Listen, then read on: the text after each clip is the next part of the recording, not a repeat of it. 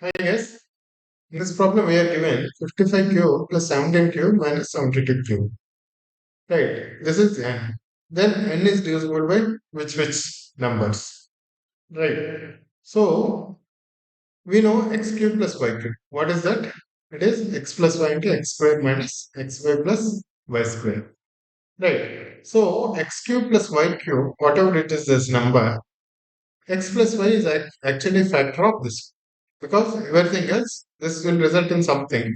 So x plus y into something. So 55 cube plus 17 cube is actually 55 plus 17 into something. Right, 55 plus 17 is what? Is 72. 72 into something. What is our question? 55 cube plus 17 cube minus 72 cube. So we have 72p, 72 into something, minus 72 cube. Obviously, both are multiples of 72. So this is definitely a multiple of 72. Basically, 55 cube plus 17 cube minus 72 cube is definitely a multiple of 72. Similarly, let us do the other thing now. 55 cube minus 72 cube. A cube minus B cube. What is A cube minus B cube? It is A minus B into A square plus AB plus B square.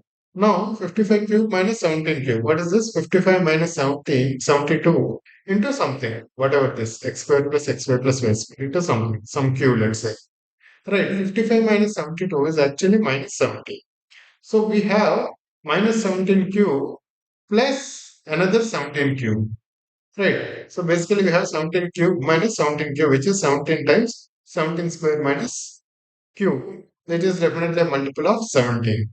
So this is actually a multiple of 17 also. So I didn't give the options. The options were given some four numbers, of which 17 and 72 are also there.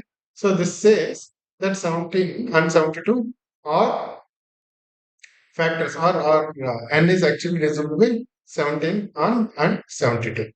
Right, guys? This is such a very, very easy problem. Just that we should know these two formulas.